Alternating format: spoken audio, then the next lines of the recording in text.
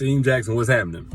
So I was just looking in the comments of a recent post of mine. It's actually a repost that says something like, date a guy who checks on you, make sure you're safe, see if you're hungry, wants you to come in his mouth, all of these cool things that, for men and women who are into men, they would want in an ideal guy, right? So I looked in the comment section and I saw one that really piqued my interest. And it says, from a woman, it says, I have exactly this, referring to all of those qualities, and don't want it from him. I know it sounds bad, but he's not my type physically. Mentally, he's smart and helps me with educated/business stuff, but I'm not in no way attracted to his looks, smell, or voice. I don't even know how we met, but he can't get enough of me. And I don't know how to tell him we will never be together. He buys me whatever and is actually the sweetest guy I met. I just feel like we don't vibe on an intimate/emotional level. What should I do? Try to adjust or let him go? Now, I looked in the comments and I saw several women saying, D, I can relate. I know how she feels. It's just like no matter what you do, it just don't work. Let me say this. This is what stuck out to me.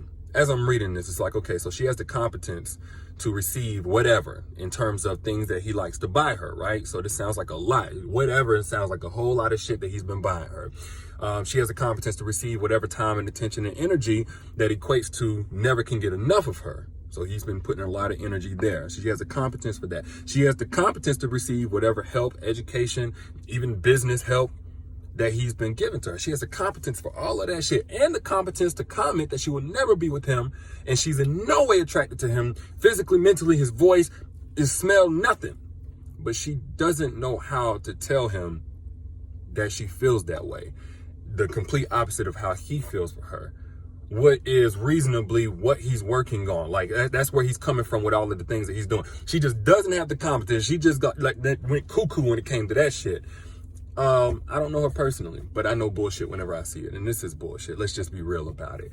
The problem is I think a lot of women are in this situation because they know that good men are rare. Sweet guys, nice guys, guys that put in energy and effort, they're rare. So what they try to do is make themselves like something more than what they like it. They try to force it. But in the process of trying to force it, this guy is continuously invested. He's continuously trying. If you put yourself in his shoes, then he's probably feeling like, you know what? She just don't trust me yet. I got to continue to prove myself. Maybe she's been hurt before. So I really got to jump over this wall or whatever it is, which is going to make it even worse whenever she finally communicates to him that she's just not fucking with him. And at the end of the day, you got your hands on somebody else's blessing. The same blessing that you playing with, somebody else was praying for. A lot of people think that dudes out here, the good dudes anyway, don't exist. They do.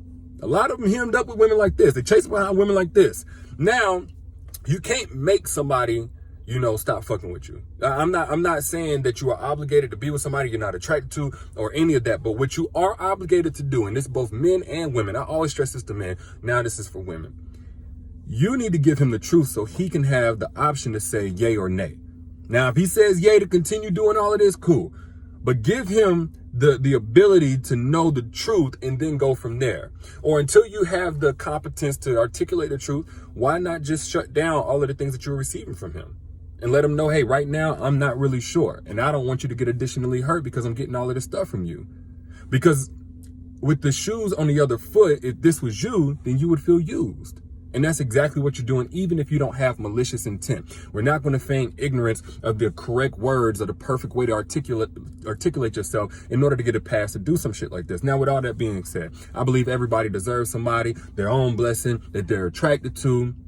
Now, there are ways that you can date, ways that you can prepare yourself in order to position yourself correctly for that. If you want to know about that, I go into full detail about it in my book, Don't Forget Your Crown. And I extended the 50% off sale so everybody can get it at the link in the caption. But the moral of the story is this. The longer you play with somebody else's blessing or something that you know ain't for you, not only are you going to continue to block that person's blessing, but you're going to continue to block your own. And you ain't got nobody to blame but yourself whenever you do.